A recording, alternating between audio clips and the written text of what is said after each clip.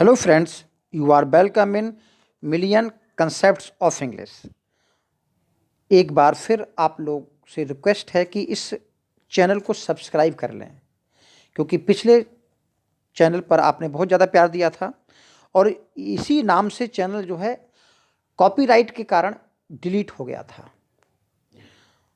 तो आप फिर से इसको एक बार सब्सक्राइब कर लें, आपको सारे वीडियो वही मिलेंगे और वही कंटेंट मिलेगा और उससे बेटर करने का प्रयास करेंगे। हम शुरू कर रहे हैं आप लोगों के कहने पर ही लिटरेरी टर्म्स को।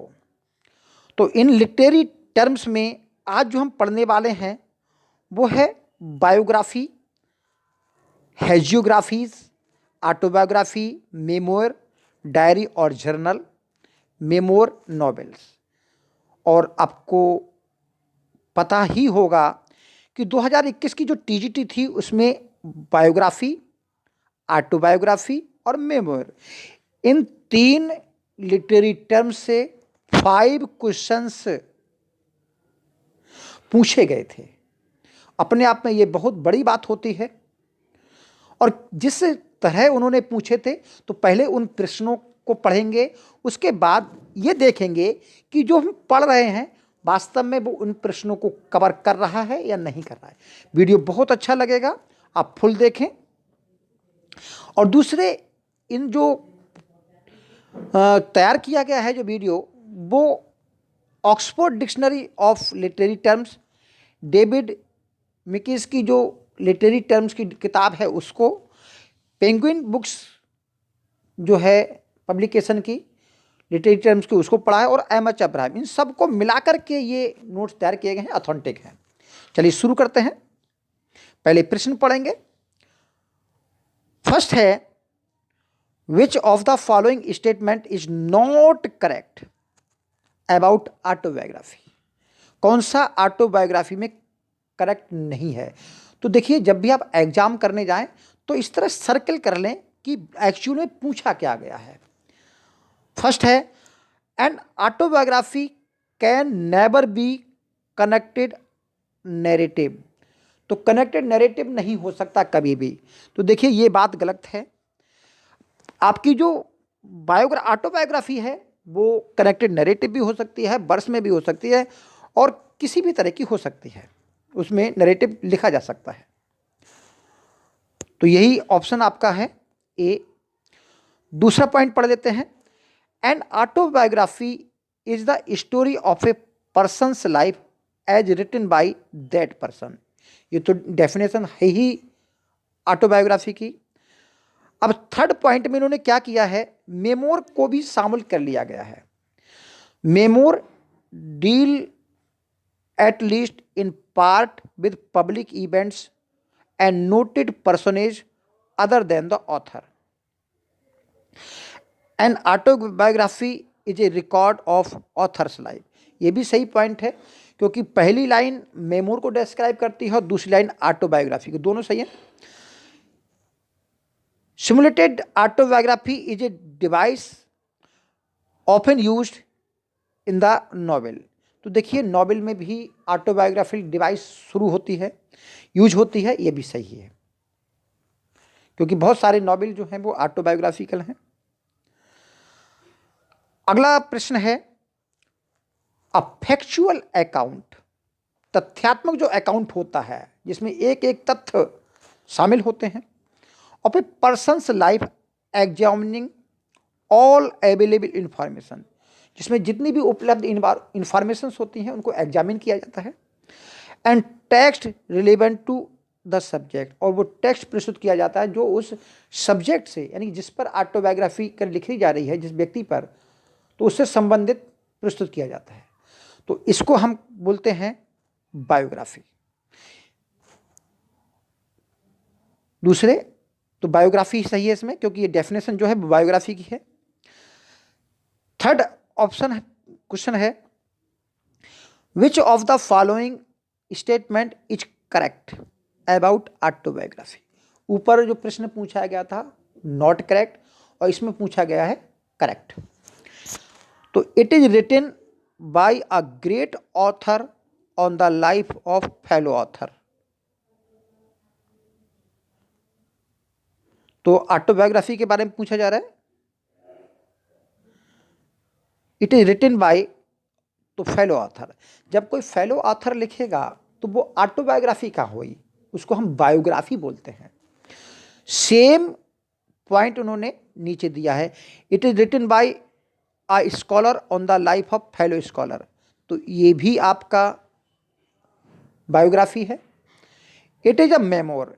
देखिए मेमोर बायोग्राफी किसी भी तरह नहीं होती है, क्योंकि मेमोर जो है व्यक्ति जब लिखता है तो उसके जीवन की एक इवेंट होती है। कहीं वो घूमने जाता है तो वहाँ कोई इंसिडेंट होती है, तो उस इंसिडेंट को डिस्क्राइब करना मेमोर कहलाता है। तो आपके तीनों पॉइंट ऊपर के सही नहीं है। The first fully developed autobiography is also the most influential, the Confessions of Saint Augustine, written in 4th century. तो ये बात सही है कि पहली ऑटोबायोग्राफी जो है 4th सेंचुरी में लिखी गई। चलिए अगला पढ़ते हैं। Which of the following statement is not correct about biography. अब नॉट करेक्ट है बायोग्राफी के बारे में, तो आप लगभग बायोग्राफी के बारे में जान गए होंगे। It is the history of a particular men's life, ये सही है क्योंकि ये ड्राइडन की डेफिनेशन है जो उन्होंने बायोग्राफी के बारे में कही है। न नेम, और दूसरी बात करें हिस्ट्री की, तो ये हिस्ट्री ही होती है क्योंकि हिस्ट्री दूसरा व्यक्ति लिखता है, तो बायोग्राफी जो है हिस्ट्री होती है एक व्यक्ति के जीवन की। The name biography is now connotes are relatively full account of a particular person's life. तो सही है कि बायोग्राफी का आजकल जो यूज हो रहा है वो किसी भी व्यक्ति के पूरे जीवन का एक अकाउंट होता है। थर्ड पॉइंट है इसका, it involves the attempt to set forth character, temperament and milieu as well as subjects, activities and experiences. देखिए सब्जेक्ट का मतलब है यहाँ पर जिसके बारे में जिसके बारे में बायोग्राफी लिखी जा रही है उसको सब्जेक्ट कहा गया है। तो कह रहा है बायोग्राफी में ये प्रयास किया जाता है कि उस सब्जेक्ट के जिसके बारे में बता रहे हैं उसके करेक्टर का, उसके टेम्परामेंट यानी कि उसके स्वभाव का, एंड मेल्यू, और जिस परिवेश में वो व्यक्ति रहता है उसके परिवेश का, और इसके साथ साथ उसके जीवन की एक्टिविटीज और उसके जीवन के जो अनुभव रहे हैं उन सब को बायोग्राफी में शामिल किया जाता है। तो ये भी पॉइंट बिल्कुल सही है। डी है biography is latter days genre, we find biographies in 20th century only. तो आपको बताते चलें कि बायोग्राफी का एक एग्जाम्पल तो मेरे पास ही है कि प्लेटो ने सोक्रेटिस के जीवन के बारे में 4th सेंचुरी में ही लिख चुके हैं, और बहुत सारे देश में बहुत पहले ही बायोग्राफीज लिखी गई हैं। तो ये डी पॉइंट आपका इनकरेक्ट है। अब 5th क्वेश्चन देखते हैं जो लास्ट आया था, which of the following statement is correct about memoir. तो देखिए मेमोर का मतलब है एक घटना होती है जिसको व्यक्ति अपने वर्णन करता है। In memoir the emphasis it not on the author's developing self but on the people and events that the author has known. अब ये जो डेफिनेशन है, पहली लाइन जो है ये फुल बायोग्राफी फुल मेमोरी की डेफिनेशन है। देखिए क्या कह रहा है, in memoir the emphasis is not on the author's developing self. Memoir में जो लिखने वाला ऑथर होता है वो बायोग्राफी की तरह खुद का वर्णन नहीं करता, खुद के बारे में नहीं लिखता। किसके बारे में लिखता है, but on the people and events that the author has known, उन घटनाओं के बारे में लिखता है, उन लोगों के बारे में लिखता है जिनको वह जानता है, जिनसे वह मिला है और जो उसके साथ घटित हुआ है, उनको वर्णन करता है मेमोर। तो समझ गए होंगे मेमोर क्या होता है कि कहीं कोई व्यक्ति जाता है, उन लोगों से मिलता है, जो अनुभव उसको होते हैं, कुछ इवेंट्स होती हैं, तो वो सब चीज़ों को जब वो याद करके लिखता है तो वो चीज़ मेमोर कहलाती है। तो ये पहला पॉइंट इस ठीक है। Memoir is another name for an autobiography. देखिए ऑटोबायोग्राफी में सेल्फ डेवलपमेंट होता है और मेमोर में सेल्फ डेवलपमेंट नहीं होता, तो इसलिए मेमोर कभी भी ऑटोबायोग्राफी नहीं होती है। Memoir is another name of for biography, तो बायोग्राफी भी मेमोर तो कैसे हो सकती है, क्योंकि बायोग्राफी में दूसरा व्यक्ति वर्णन करता है। Memoir is always episodic and appear in ballot form only. तो देखिए बैलेट फॉर्म नहीं होती है, ना ही एपिसोडिक होती है। अगले पढ़ते हैं, अब हम इनके बारे में पढ़ते हैं जो विभिन्न बुक्स में बताया गया है। तो literary biography begins with plateaus account of Socrates, जो उन्होंने 4th सेंचुरी में इसको लिखा। अब दूसरा जो एग्जाम्पल मिलता है बायोग्राफीज का, the parallel lives of Greek and Roman by Plutarch 1st century. तो हम कैसे मान लें कि ये 20th सेंचुरी की लिखी गई है, जैसे ऊपर प्रश्न पूछा था। तो ये 1st सेंचुरी में जो रोमन है प्लूटार्क, उन्होंने parallel lives of Greek and Romans किताब लिखी थी। और ये क्या है, ये बायोग्राफी है रोमन और ग्रीक नॉवेल्स की, रोमन और ग्रीक कुछ किंग्स की। Cover 23 Greek and 23 Roman arranged in pairs. तो ग्रीक और रोमन जो लोग थे उनके बारे में इसमें लिखा गया है। They proved an important source of plots for many plays including some by Shakespeare. Sir Thomas North produced a version of them from a French. तो प्लूटार्क लाइव्स है, इस लाइव्स को सर टॉमस नॉर्थ ने 1517 में इसको क्या किया, translate किया फ्रेंच से। और वही ट्रांसलेशन विलियम शेक्सपियर के जो रोमन प्लेस थे उनका सोर्स बना, उनके प्लॉट का सोर्स बना। डेफिनेशन क्या है, देखिए, the story of a person's life written by somebody else, किसी के द्वारा लिखी गई जो स्टोरी होती है उसे हम बायोग्राफी बोलते हैं। और जॉन ड्राइडन ने जो इसकी डेफिनेशन दी है, the history of particular men's life, एक विशेष व्यक्ति के जीवन के जो इतिहास होता है। अब आप इतिहास से समझिए, इतिहास दूसरा व्यक्ति ही लिखता है, तो पर्टिकुलर मैन के जीवन का जो इतिहास होता है उसको हम बायोग्राफी बोलते हैं। और ये जो डेफिनेशन दी गई है ये वाला, ये एमएच अब्राहम से है। Biography now connotes a relatively full account of a particular person's life, कि बायोग्राफी एक व्यक्ति के जीवन का फुल अकाउंट होता है। Involving the attempt to set forth, जिसमें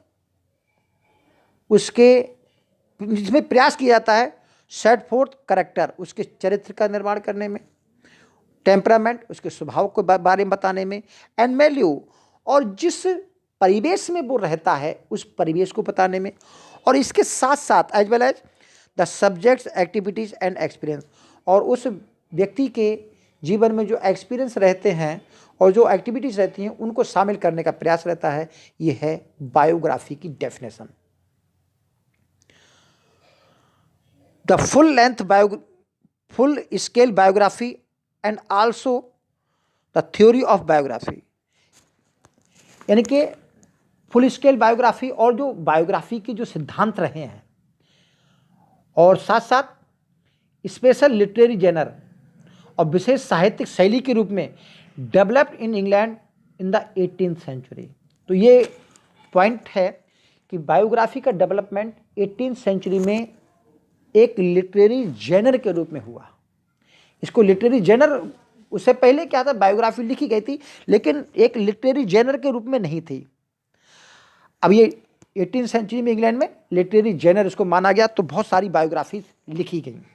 तो बायोग्राफी के एग्जाम्पल हैं, देखिए सैमुअल जॉनसन ने लिखा है live of the English poets, तो इन्होंने इसमें 52 के लगभग कवियों की बायोग्राफी लिखी है। और जेम्स बॉसवेल की बायोग्राफी है लाइफ ऑफ सैमुअल जॉनसन। तो समझ गए होंगे बायोग्राफी क्या होता है। अब है हेजियोग्राफीज। ये क्या है? देखिए, हेजियोग्राफी जो शब्द बना है वो दो शब्दों से, ग्रीक के दो शब्दों से मिलकर बना है। हैगियोस जिसका मतलब होता है होली, एंड ग्रेफिया, ग्रेफिया तो जानते हैं राइटिंग होता है, यानी कि होली राइटिंग्स। इसका अर्थ क्या होता है? सेक्रेड राइटिंग्स, अर्थात द राइटिंग और study of the lives of cents और द एक्लेस्टिकल लीडर्स। जो चर्च के लीडर होते हैं और जो संत होते हैं उनके जीवन के बारे में जो लिखा जाता है तो उसको हम सेक्रेड राइटिंग या हेजियोग्राफीज बोलते हैं। तो समझ गए होंगे हेजियोग्राफीज क्या है। और मिडिवल ऑथर्स ने, यानी मिडिवल समय में,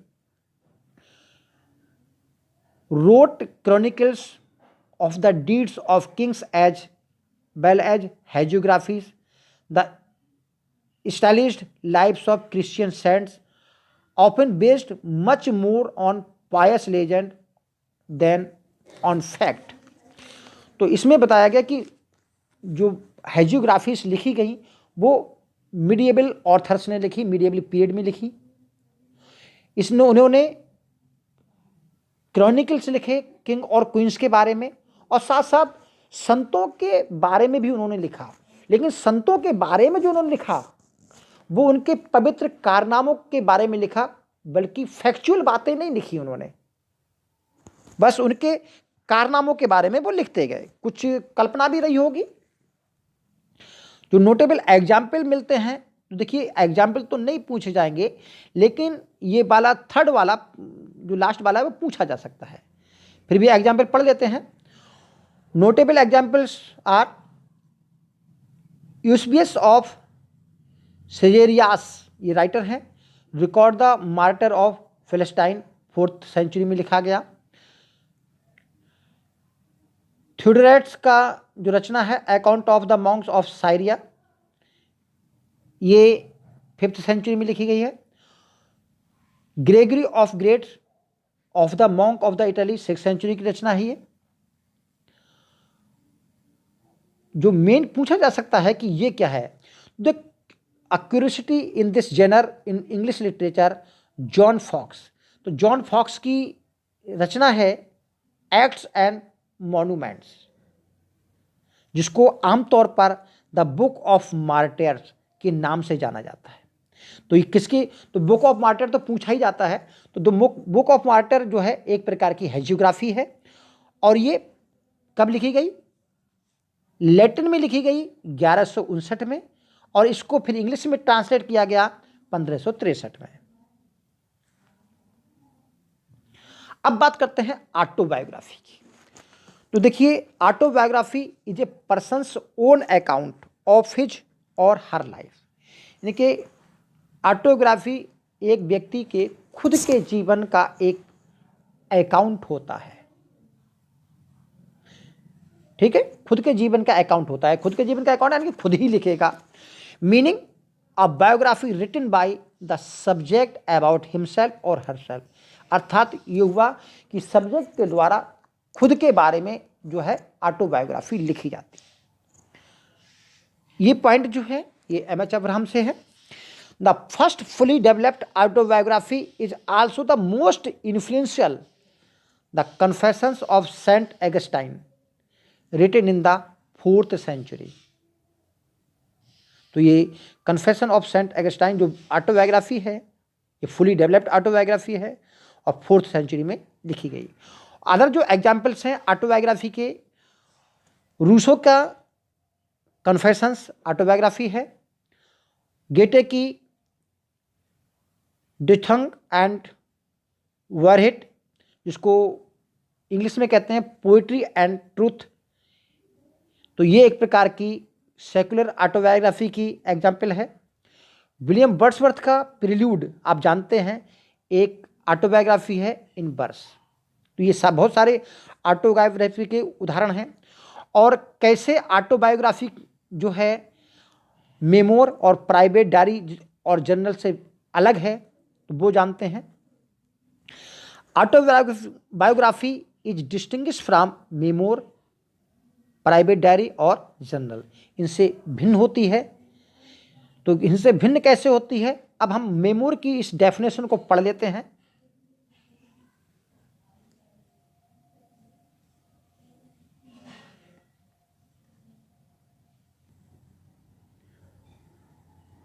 अब मेमोर की डेफिनेशन देखिए, in memoir the emphasis is not on the author's developing self. देखिए मेमोर में ऑथर अपने बारे में नहीं लिखता है, देखिए अपने करेक्टर को डिस्क्राइब नहीं करता है, क्या करता है, on the people and events, वो लोगों को और उन घटनाओं को, that the author has known और विटनेस, जिन व्यक्तियों को ऑथर जानता है और जिन घटनाओं को उसने देखा है उनका वर्णन जो होता है वो मेमोर होता है, यानी कि वही संस्मरण होता है। मान लिया कहीं वो घूमने गया तो उसने वहाँ जो भी इवेंट्स देखी और जिन लोगों से मिला उनका डिस्क्रिप्शन जो होता है वो मेमोर होता है। ये जर्नल से भी भिन्न है। जर्नल क्या होता है, autobiography is also distinguish from the private diary और जर्नल। तो प्राइवेट डायरी से क्यों भिन्न है, which is day to day record of the events of one's life written for personal use and satisfaction. तो जो प्राइवेट डायरी होती है वो उसके दिन प्रतिदिन की रिकॉर्ड होता है, उन घटनाओं का रिकॉर्ड होता है।